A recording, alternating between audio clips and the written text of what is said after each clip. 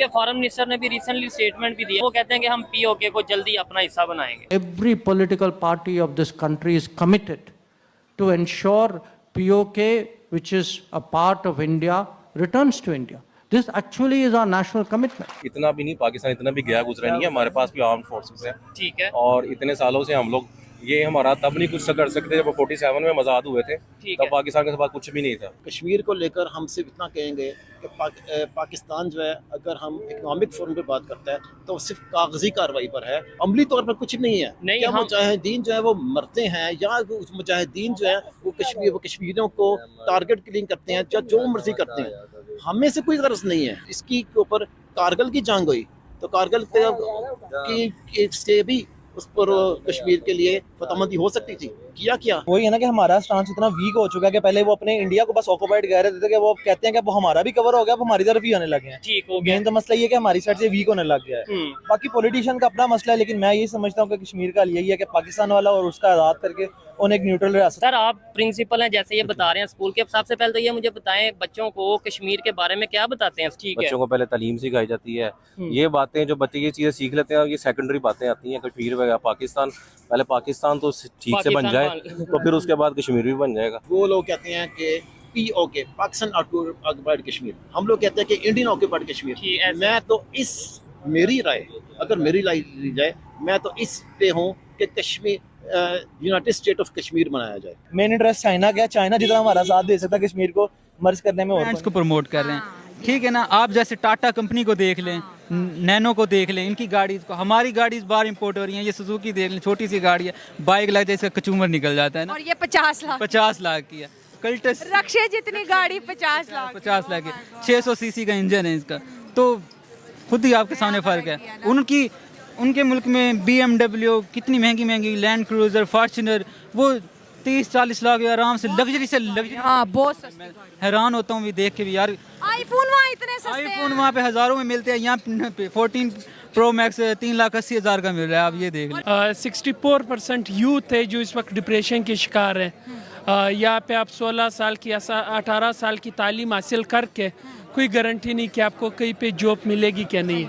Government का focus इसी चीज़ पे. मैं इस वक्त जो पॉलिटिशियंस देख रहा हूँ, अरबों रुपए दे के वो MP MNAs बने, कोई CM बना है, और वो अब अपने पैसे पूरे करना चाहते हैं. ना हम जंग कर सकते हैं, ना हम उनका भी टेक्नोलॉजी में मुकाबला कर सकते हैं. जो बात साफ है. हाँ. ठीक है ना, जंग इस तरह नहीं कर सकते कि भी क्या हमारे पास सिर्फ चंद एक हथियार हैं, 1-2 चलाएंगे, उन्होंने वापसी रिएक्शन करना, उनके पास इन्वेस्टमेंट है, पैसा, उनको मसला ही नहीं है.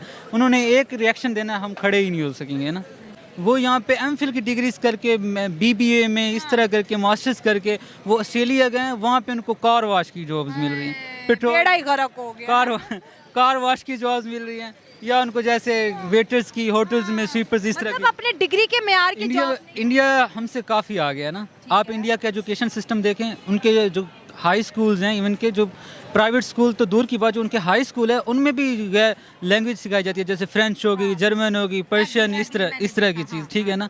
तो जाहिर सी बात है, जब बाहर की जो कंट्रीज़ होती है वो उन्हीं लोगों को पिक करती हैं जो उनके साथ कम्युनिकेट कर सकें. कम्युनिकेशन बड़ी जरूरी है. वाह, क्या बात है. ठीक है ना. हम उनके साथ हमारे जो पाकिस्तान है, हमारे तो जो 90% लोग हैं वो सही से उर्दू भी नहीं बोल सकते. वो क्या इंग्लिश बोलेंगे. जो कि यहाँ से बहुत सारी ग्रेजुएशन करके फ़ौरन जाती है, वहाँ पे जाके उनको लॉट ऑफ अपॉर्चुनिटीज़ नहीं मिलती, जहाँ पर वो इतना एक्सपेक्ट करते हैं कि वहाँ जाके अपनी रेमिटेंस को मुल्क के लिए इंक्रीज़ करेंगे. वहाँ पे जाके वहाँ पे उनको इतना टेक्निकल स्किल्स, अगर वहाँ पे इतना स्किल्स भी उनके पास नहीं से पढ़ा. उसका नाम ITU है. ITU 2012 में बनी थी. ठीक है. और इन्होंने कहा था हम IIT का मुकाबला करेंगे. ITU का अभी तक मेन कैंपस नहीं बन सका, और IIT जो है ना, इंडियन इंस्टीट्यूट ऑफ टेक्नोलॉजी, वो इन 10 सालों में भी अभी 2 से 3 कैंपस ज़्यादा बना चुकी है. इंडिया की जो सी पॉलिसी है ना, वो पाकिस्तान की पॉलिसी बहुत डिफरेंट है. पाकिस्तान में कोई भी गवर्नमेंट अभी तक आप देख सकते हैं 5 साल 2008 से 2013 तक हुए थे कंप्लीट, वो भी एक वज़ीर आज़म ने नहीं किए थे कंप्लीट. ठीक है. उसके बाद अभी तक आप देख लें, किसी भी ये जनरल मुशर्रफ का मार्शल था, वो हुए थे कंप्लीट, उनके अपनी मर्जी थी क्योंकि आर्मी कर सकती है, तो उन्होंने अपने मुकम्मल साल किए थे. उसके बाद जो भी हुकूमत है, या अभी तक अपने मुकम्मल 5 साल नहीं कर सकती. क्या हम 70 साल से पहले मेहनत नहीं कर रहे? क्या हम हमारी जितनी भी इकॉनमी है, जितना भी हमारा ज़राअत का सिस्टम चल रहा है, तो क्या हम जो है वो मेहनत नहीं कर रहे पहले? 70 साल से पहले क्या हम घास फूस खा रहे हैं? मैं क्लियरली इंडिया को on their norms, on their culture, on their acts against मुस्लिम मैं उनको सपोर्ट नहीं करता, वो बहुत घटिया हरकतें करते हैं। लेकिन जहाँ पर एक इंसानियत के नाम पे एक काम करने की, मेहनत करने की, टेक्नोलॉजिकली ग्रो करने की बात आती है ना, तो उन्होंने अपने आप को बहुत सीरियस लिया और अपने टैलेंट को बहुत सीरियस लिया, और इस मामले में फिर उनके इदारों ने भी उन्हें तंग नहीं किया। कैसे बीट करेंगे आप इंडिया को?